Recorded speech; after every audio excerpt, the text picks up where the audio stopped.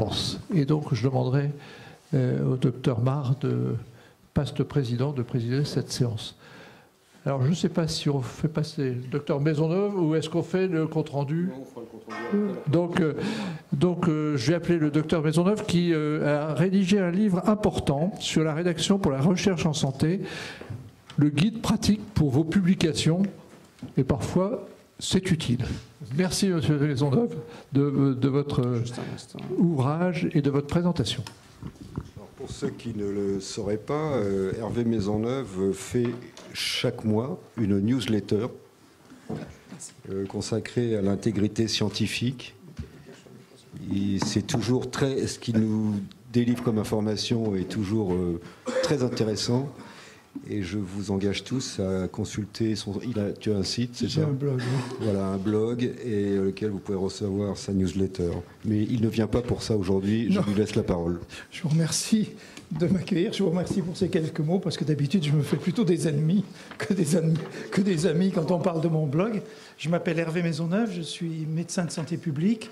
Et mesdames, messieurs, merci de m'accueillir. Je voudrais juste, en 5 minutes à peine, vous dire qu'on a refait une nouvelle édition de cet ouvrage que j'avais fait en 5 éditions avec Michel Huguier, que certains connaissent ici.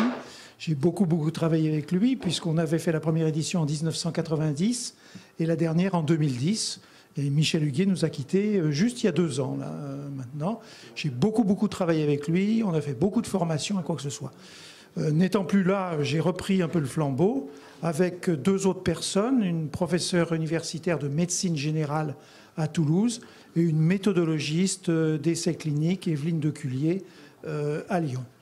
J'ai pris une copie écran de mon blog. Merci.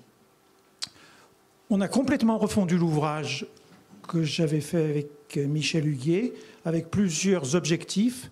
D'abord, on l'a intitulé « Pour la recherche en santé », c'est-à-dire que ce n'est plus un ouvrage pour médecins, chirurgiens ou professionnels, c'est pour toute profession.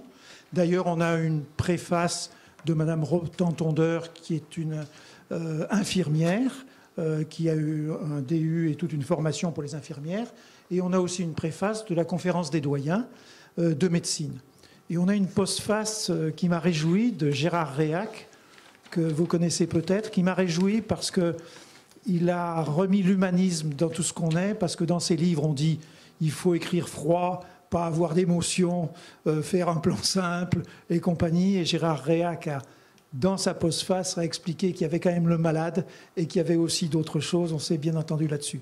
On a fait un ouvrage qui repart des principes de la recherche, rappelant un peu les principes éthiques. On a bien sûr centré sur l'article original, avec son introduction, méthode, recherche. On a fait pas mal de choses sur la thèse de doctorat, thèse de médecine, cas clinique. Et on est parti un peu dans des nouveautés, les data papers, les nouvelles publications, les podcasts, tout ça, parce que le monde a beaucoup changé.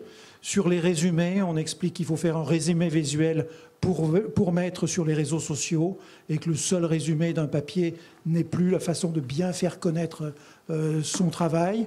On a fait aussi un chapitre sur les journaux de langue française à bien défendre ou quoi que ce soit. Et j'ai oublié de vous dire aussi que je suis dans le comité d'éthique de OTSR, la journée d'orthopédie avec M. Migaud, où on fait un travail assez important parce qu'on voit beaucoup de plagiat ou beaucoup d'autres choses.